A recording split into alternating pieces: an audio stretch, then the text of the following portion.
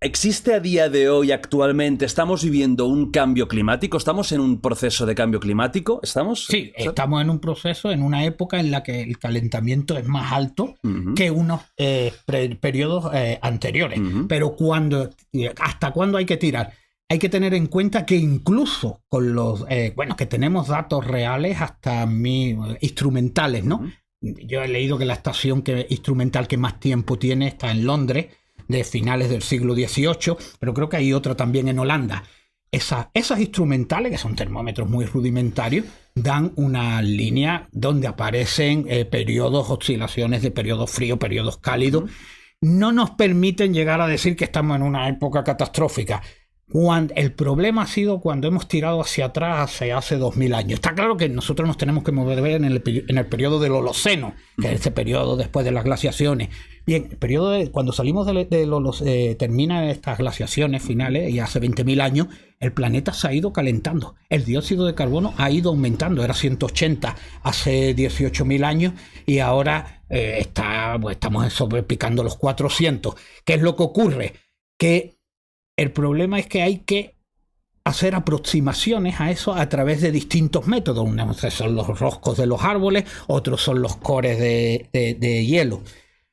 Ha habido una discusión tremenda, porque en el año 2000, en plena ebullición de este tema del calentamiento global, luego hablaremos de los orígenes del calentamiento global. ¿Quién fue la primera persona que habló del calentamiento global antropogénico y debido al CO2? Bien, con estos datos, tirando hacia atrás, en el año 2000 se publicó un trabajo, no fue en el 2000, fue en el 99, de Michael Mann, sobre el palo de hockey famoso de las temperaturas. En ese trabajo eliminaba el óptimo climático medieval. El óptimo climático medieval, hasta ese trabajo, mostraba que las temperaturas en la Edad Media habían sido más altas incluso que las que tenemos en la actualidad, y que habían crecido a una velocidad de ese tamaño. Pero ¿Y eso ese trabajo calculado? Por el tamaño de los anillos. Ahora están utilizando las distintas concentraciones de dióxido de carbono, 12, 13, 14, pero en ese momento él los hizo con los anchos de los anillos. Y utilizando esos proxies, es verdad que tiene unas variaciones tremendas en el palo de hockey, pero cuando te pones aquello, la única manera de que aquello pareciera un palo de hockey era quitar el óptimo climático medieval. El óptimo climático medieval desapareció en ese trabajo.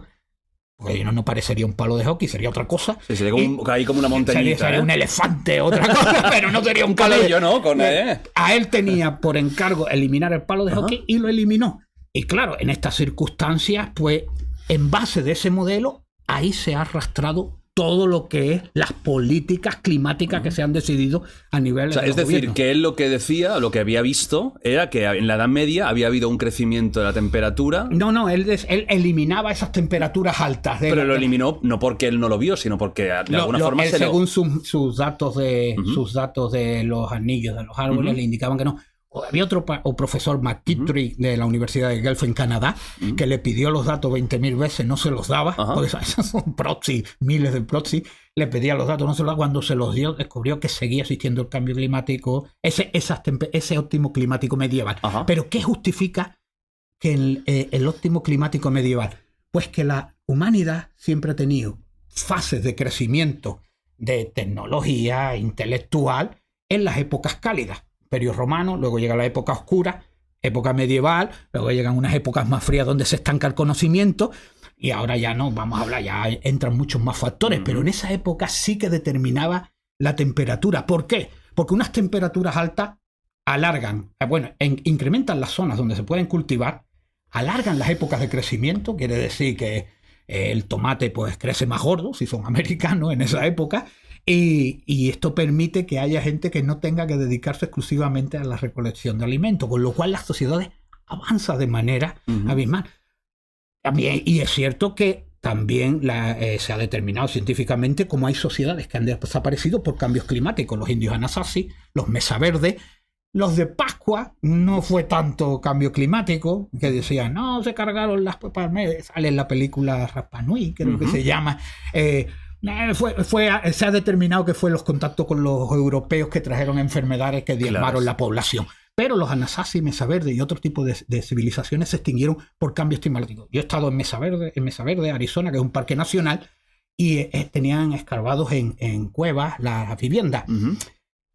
Cuando salen de allí, estas se llamaban los pueblos, los indios pueblos, salen dejando las comidas en la mesa. O sea, el cambio climático fue tan brutal en esa época, fue en el 800 o el 700, fue tan brutal que en la época oscura, que tuvieron que salir dejando todo detrás. Y bueno, ahora vas al Parque Nacional y ves los platos todavía con la comida sobre la mesa. O sea, que es algo que hemos tenido siempre presente. ¿Qué es la diferencia ahora? Que el crecimiento tecnológico, económico y eso nos tiene ahora mismo muy preparados para cambios climáticos que se puedan dar en el futuro. Y yo creo que esto es lo que hay que defender. La información, tecnología, crecimiento, y no esas ideas bucólicas alternativas y pastoriles que nos venden por ahí, sobre todo de la academia, que tienen un poco de peligro. Ya lo dice Jordan Peterson. Dice, las ideas de la academia están bien dentro de las paredes de la academia. Y a mí me gusta, oye, a mí más que me gusta la academia, me tratan muy bien y todo esto, y me siento muy bien tratado. Pero hay cosas que no deberían de saltar en la academia. Entonces, cuando saltan las paredes estas historias de la academia, es cuando empiezan a haber problemas. Se puede deformar. ¿Tú qué opinas? Mira, antes hago un inciso, otra historia de esto del cambio climático, antes de responder a la pregunta de si hay cambio climático o no. Hay otro caso también, hice yo un estudio en el máster sobre el imperio Yemer en el sudeste asiático, que, bueno, no sé si conocéis Angkor Wat, seguro que sí, es el templo este que se ve siempre, que tiene como los árboles que le están comiendo por encima. Bueno, es tan espectacular que es el centro religioso más grande del mundo, más que cualquier inca, azteca, cristiano, egipcio, es el más grande del mundo en la actualidad, que se reserva. Siempre habían dicho que esa civilización que no ocupaba solo, ahora mismo está en Camboya, el país que lo ocupa es Camboya. Claro, en su época no era Camboya, el imperio Yemer era todo el sudeste asiático, era Tailandia, Camboya, parte de Indonesia, Laos, Birmania, o sea, era gigantesco. Y siempre se había creído que era porque el imperio chino luego lo había conquistado. Y hace poco se vieron esos proxies que él decía de hielo en el Himalaya por años de sequía y demás, y lo que vieron es que, bueno, era una civilización que sobre todo estaba basada en el cultivo del arroz. Y eran expertos en la hidráulica, tenían muchos acueductos, tenían muchos canales en la ciudad, y si vas ahora se ve cómo el agua llegaba al centro, que era donde estaban los ricos, después clase media y al final los de clase un poquito más pobre.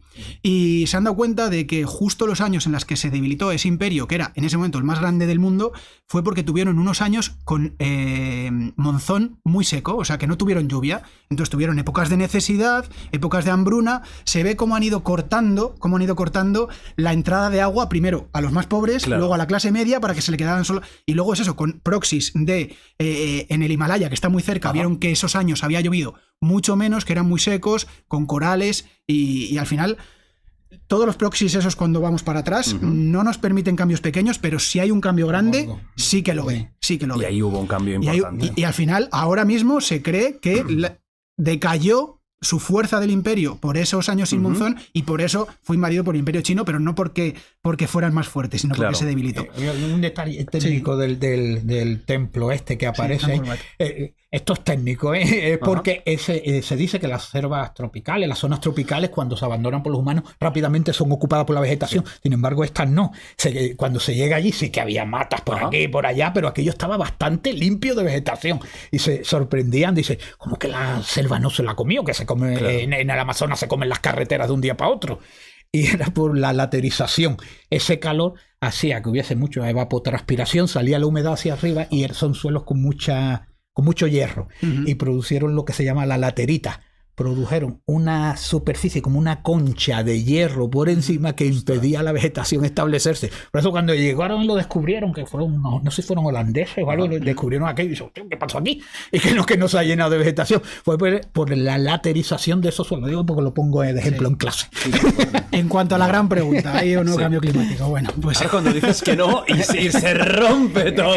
No hay. Siempre hay cambio climático. Cuando hablamos de ese cambio climático, hablamos del cambio climático antropogénico y humano. Porque el cambio climático natural está asumido. Cambios climáticos naturales hay, por ejemplo, el que más aporta ahora mismo es el niño o la niña.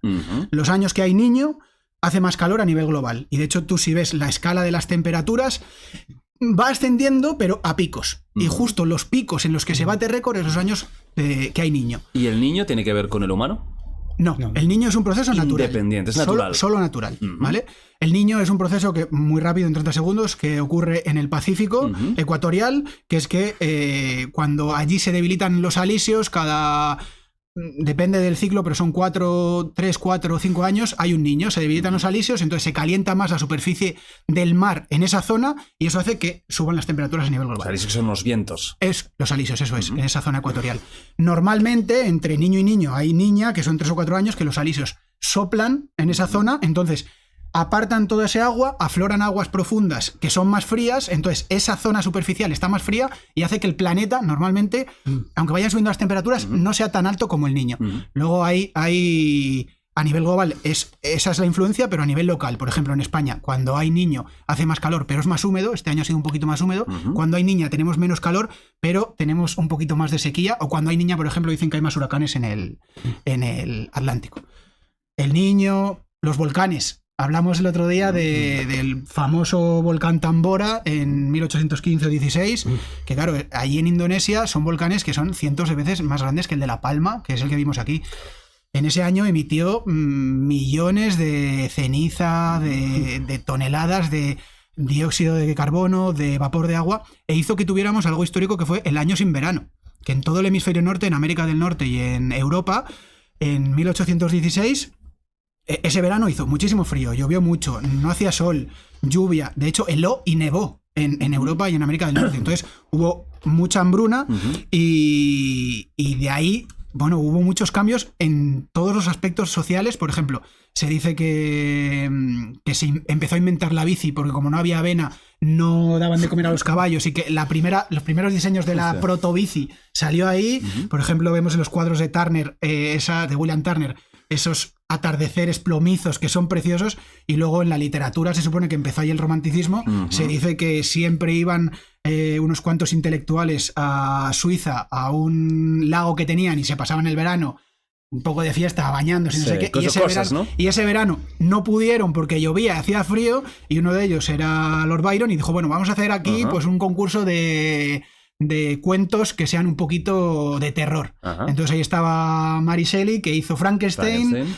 Estaba Lord Byron, que hizo muchas historias de terror, estaba Polidori, creo que es el que hizo el vampiro que luego fue el de Bram Stoker. De Bram Stoker, que es el que la versión conocida. Y ahí se supone que empezó el romanticismo en ese año. Entonces, cambios climáticos ha habido siempre, los naturales, la ciencia los asume, luego también hay solares, con los ciclos solares que son en miles de años y tal. Pero todo esto ha pasado durante toda la historia ha pasado siempre, del planeta para Tierra. Arriba y para abajo, para arriba y para abajo, para arriba y para abajo. Pero ahora... Claro, ¿qué distingue la situación esta con lo que está pasando ahora? Pues lo primero es las emisiones de CO2, que como decíamos antes, siempre han estado entre 170 y 330. Eso te está yendo 20.000 años atrás. Sí, bueno, échate a los 200 últimos años. Ha estado en 250. Sí, hay una gráfica famosa de la NASA, que es como que han hecho con todos esos proxies oscilaciones naturales, que se supone que eran entre 160 partes por millón y 300 y pico, pero claro, ahora estamos en más de 400 partes por millón cada año, batimos récord. Eso nunca en la historia registrada nunca se había dado. Y justo coincide con este calentamiento que nunca se ha dado tan alto, y sobre todo, lo que siempre insistimos la ciencia, lo que no se ha dado es tan deprisa, porque hay cambios climáticos con ciclos solares que duran miles de años. Pero es que ahora se ha dado un calentamiento de casi 2 grados, de 1 grado y bastante, en 150 años. Vale. Sí, lo primero, el calentamiento que estáis diciendo... Antropogénico. Antropogénico. Humano. Y este crecimiento tan rápido, eso sí que no hay duda. O sea, no hay duda de que ha aumentado la proporción de dióxido de carbono, pero lejos de que parezca una catástrofe, es posiblemente uno de los responsables que la superficie forestal del planeta esté hoy 140 millones de hectáreas mayor de lo que hay. Entonces, la fertilización que produce el dióxido de carbono, yo creo que es más que evidente. Valores altos de dióxido de carbono no se dan en el Holoceno, pero si nos vamos al Cámbrico tenemos 3.000 partes por millón, cuando las temperaturas podían alcanzar a 16, 12, bueno, ahí habla, cuando estaban calentitos los dinosaurios. De hecho, fue el cambio climático el que mató a los dinosaurios y que nos hizo hace 60 millones de años a los mamíferos. Pero bueno, esto no vamos a hablar porque nosotros estamos con el cambio climático antropogénico. Exacto. Con respecto al cambio climático antropogénico, si nos metimos en los últimos 200, 300 años, sí que es verdad que tenemos una de las proporciones de dióxido de carbono. Pero esa relación temperatura y dióxido de carbono está un poco forzada. Voy a decir por qué. En el año 79 se ponen en funcionamiento una serie de satélites para medir la temperatura troposférica por encima de lo que es la atmósfera, por los efectos ciudad. Bien, estos satélites troposféricos, la información se procesa en la Universidad de Huntsville, Alabama. Roy Spencer es el profesor meteorólogo que trabaja con ellos. ¿Qué es lo que tiene de bueno estos satélites? Y es que evitas el efecto ciudad. Los efectos ciudad que han hecho son uno de los grandes condicionantes de las temperaturas. Cuando se toman estos satélites, sí que es verdad que ha habido una temperatura, pero esa temperatura pasa de esos 2 grados, pasa a 1, no llega a 1. En los últimos 50 años no llegan a tener 50 años. Se ven los picos perfectos del Niño. Verdaderamente esos satélites no miden la temperatura, sino que hacen un modelo troposférico en el cual pueden extrapolar la temperatura, pero bueno, son perfectamente lineales. ¿Qué ocurre? Que aquí esos satélites troposféricos no están gustando mucho porque no muestran una situación apocalíptica. ¿Cuál es el problema? Si estos satélites troposféricos están verdaderamente marcando las temperaturas del planeta, quiere decir que en 200 años en 100 años tendremos 1,5, 1,6 grados. ¿Y eso qué implicaría para nosotros? Eso implicaría nada. 1,5 o 1,6 grados de temperatura no significaría nada, porque hoy posiblemente podemos tener 5 grados más que el año que viene en este año, o podemos tener que hace 30 años. El Piquicherry me gusta mucho, que hacen mucho los medios de comunicación. Dice, es la temperatura más alta de octubre a las 3 de la tarde. Y se van a buscar. Digo, claro que vas a encontrar, porque la variabilidad que hay un interés, ¿no? Como para alarmar. Yo no sé si es interés, pero yo cuando estudiaba biología ya estudiaba el cambio climático, cómo las puestas de las aves se adaptaban a las temperaturas, porque esas temperaturas eran las que iban a marcar que hubiese gusanos que se pudieran consumir para alimentar a la prole, y se dan cambios de temperatura de unos años para otros, 2, 3 grados, 4 grados, e incluso 5 grados. En periodos multidécadas se dan este tipo de problemas. Y hay un profesor, me había acordado del nombre, publicó un trabajo en el 2002 donde utilizó la información terrestre, ya no usó la troposférica, sino que utilizó la información terrestre, evitando las estaciones de ciudad. Hay que tener en cuenta que cualquier estación meteorológica hoy en día queda totalmente absorbida por la ciudad. Lo entienda. O sea, digamos que las ciudades, el propio calor de todo, las construcciones, el acero, todo, aumenta un poco y engaña, o sea, modifica un poco lo que estaría la misma estación en medio de un bosque. En París, por ejemplo, en el centro de París y en los alrededores de París, la diferencia de las estaciones son 5 grados. Tal cual. 5 grados. Pero marcados, pero pueden llegar incluso a ser más en días de calor. Y en la troposfera te lo cargas eso, ¿no? Te eliminas no lo encuentras en la troposfera. Y si seleccionas estaciones, claro, le pueden acusar de picking cherry también. Pero picking cherry, para lo que no sepa, es coger lo que te gusta. Exacto, ¿no? Y eliminar lo que no te interesa. Claro, cuando quitas eso, relaciona exactamente todos los cambios de temperaturas que se dan en los últimos 200, 300 años con la actividad solar. La actividad solar. Hay un profesor, Shivat, de la Universidad Hebrea, publicó en el año 2002 un trabajo donde demostraba, en su trabajo publicaba cómo los vientos solares evitan que lleguen polvo interestelar, y ese polvo, la verdad que es complicado. Los vientos, yo me lo he leído y no lo entendí muy bien, pero bueno, los vientos solares evitan la entrada de polvo interestelar, que nosotros estamos dando vuelta por ahí a unas velocidades de vértigo, recibiendo mucho polvo, y cuando hay menos polvo se forman menos nubes. Cuando se forman menos nubes, las temperaturas aumentan, con lo cual los periodos altos de actividad solar se correlacionan muy bien con estas estaciones cuando quita las de la ciudad. Él dice que lo han considerado, lo dice él mismo en un vídeo por ahí que le he visto, que lo considera ahora mismo en la ciencia como un leproso. Lo que hablaremos luego de un poco de los consensos y tirando. Él está dando datos, ¿no? De que en la troposfera se ve que no hay un aumento tan preocupante, que un aumento incluso de 1, 2, 3 grados no cambiaría nuestra vida, ni eliminaría lo que es la humanidad tal y como entendemos. Comenta todo lo que... Sí, son muchas cosas. Lo primero es que nosotros, claro, medimos la temperatura a nivel global anualmente. Ahí es cuando decimos que sube 1,5 grados o 2 grados con respecto a la temperatura preindustrial. Claro, que anual. Eso, para la gente que no lo sabemos, ¿esto qué se hace? ¿Se hace como la media de todas las temperaturas, de todas las estaciones válidas, de meteorológicas, las de ciudad y las que no son de ciudad, y se hace la media en todo el año. Claro, ese es un gran peligro, pero no es el gran peligro que suban 2 grados. El gran peligro es que, por ejemplo, si eso aumenta 2 grados, eso supone que a lo mejor un día como el sábado pasado en Bilbao tengan 31 grados en abril. O sea, no quiere decir que te vaya a subir 2 grados. Quiere decir que tú vas a tener días en los que la anomalía con respecto a la temperatura normal para la época sea de 12 grados. Entonces, claro, la manera de medirlo es nivel global y de media, pero hay momentos en los que las anomalías son estratosféricas. Yo siempre digo lo mismo.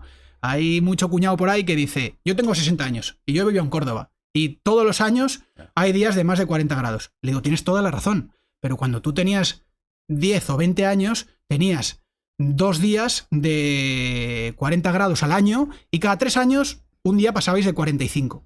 Claro, ahora que tienes 50 años tú y que han pasado 40 años, tienes 15 días al año por encima de los 40 y 4 o 5 días al año por encima de los 45. Entonces, lo que antes era excepcional, cada vez es más normal. Claro, nosotros tenemos un problema con respecto a los dinosaurios, que nosotros somos personas que tenemos una casa en un lugar y vivimos en ese lugar. Porque si sube 1 grado hace miles de años y hay un dinosaurio en Murcia y esa zona se hace más desértica, pues se moviliza.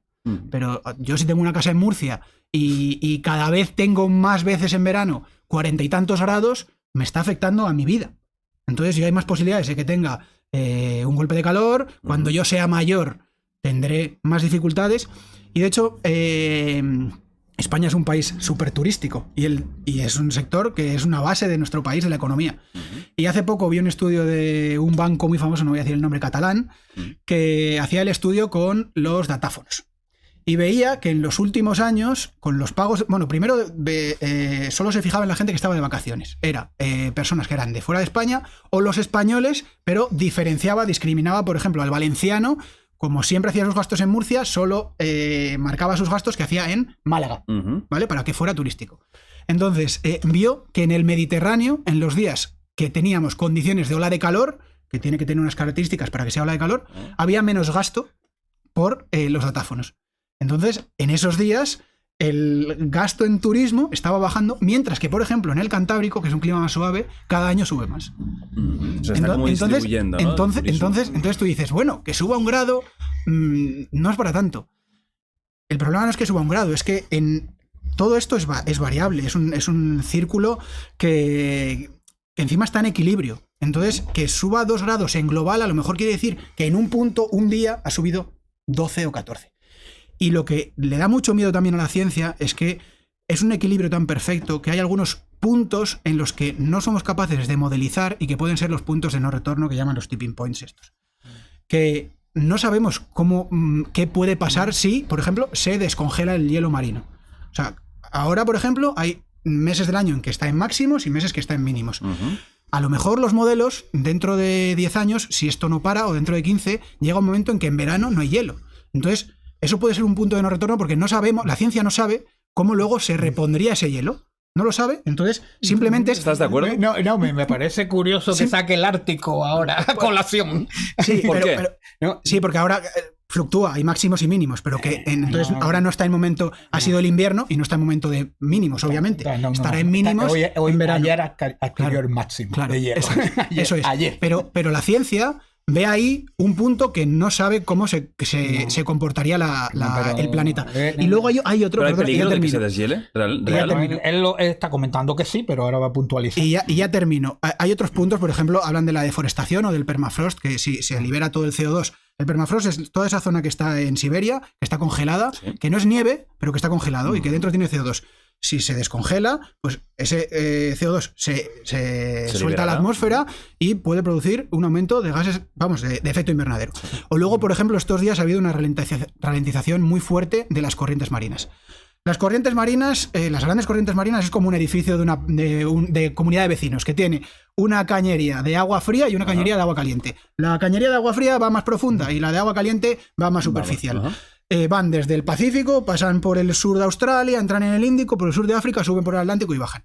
Hay un punto al sur de Groenlandia, que es donde el frío de Groenlandia empuja a la que está caliente hacia abajo para que se profundice y sea ese ciclo que es de agua fría. Eso parece que se está ralentizando. Eso es uno de los puntos que dicen, si eso deja de pasar porque se calienta allí la temperatura, no sabemos qué puede ocurrir. Entonces ya no es solo que yo aquí en Madrid, en vez de 34, tenga 36, sino que pueden haber puntos que no sepamos qué va a ocurrir. Entonces ese es el verdadero miedo, no que suban 2 grados. Sí, no, esta idea de la ralentización de las corrientes marinas, esta idea romántica ya se trata en una película de estas apocalípticas, distópicas, donde se congela Nueva York y encima hay que irse de refugiados a México. Desde esa película llevan soñando con esa ralentización. Este año he visto imágenes en los grandes lagos que no eran muy diferentes a las de la peli del día de mañana, con esas grandes nevadas. Sí. Y he visto imágenes en los grandes lagos cerca de Chicago y por ahí que se parecían, ¿eh? Hombre, yo que me han dado miedo de relacionar eso con la ralentización. No se puede. Pero que mucha gente dice que esa peli exagera.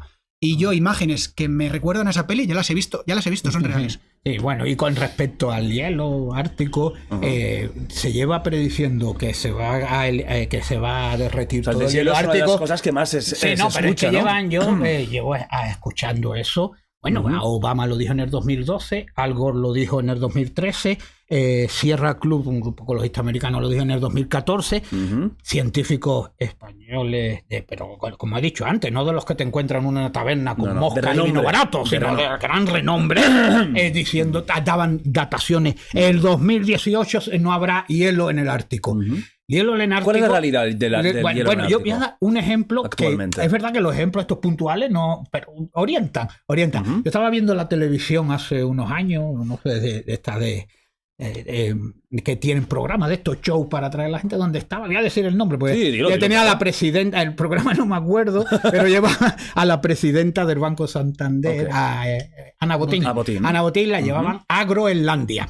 La llevaban en Groenlandia a hacer de estas aventuras, no sé qué, y estaban allí hablando en un momento dado que se veía un lago, y dice, wow, este lago está derretido, nunca se ha visto menos nieve en Groenlandia en la vida. Yo estaba por curiosidad, porque es una de las cosas buenas que tiene hoy en día la ciencia, que la mayoría de los datos están por ahí. Y está el Instituto Danés del Hielo, que actualiza por medio satélite la información del hielo. Yo entré a ver ese programa, ¿no? El día que se había hecho, entré en los mapas de hielo en Groenlandia y estaba en máxima de los últimos 15 años. Y estaban allí diciendo, pero con todo su cara. O sea, es hablar sin tener ni puta idea, básicamente. Bueno, yo vería que haría calor. Y entonces es como si yo salgo aquí ahora a la calle y son 27, 28 grados, digo, está el calentamiento global, fijo. Pero es que el calentamiento global ya nos está sirviendo para todo. Nos explica cualquier cosa, ya no solamente las temperaturas, sino que se está explicando muchas cosas que a lo mejor no tienen relación con ellas. Otra cosa que se puntualizó antes y que sí que tiene relación con el calentamiento global, el pulmón del planeta. Bien, el pulmón del planeta nunca son los bosques, nunca. El pulmón del planeta son los océanos. Son los océanos. ¿Por qué el Amazonas, bosques boreales, la laurisilva canaria no son pulmones? Porque son sistemas en equilibrio. Tanto oxígeno toman, tanto producen, tanto captan, tanto producen. Son sistemas en equilibrio. Solamente aquellos sistemas fuera de equilibrio, repoblaciones forestales. Yo he hecho estudios de captación de carbono de pino canario, porque son repoblaciones y están siempre creciendo. Claro. O sea, todo lo que está en desequilibrio está captando carbono. Donde está el verdadero pulmón es en los océanos. ¿Qué ocurre en los océanos? En el fitoplancton. El fitoplancton activa lo que se llama la bomba de carbono. ¿Qué ocurre cuando suben las temperaturas? Cuando sube el dióxido de carbono, pues sí, es verdad que sube la temperatura. Y cuando sube la temperatura, esto ya es física, seguro que el compañero sabe más, el dióxido de carbono es más soluble.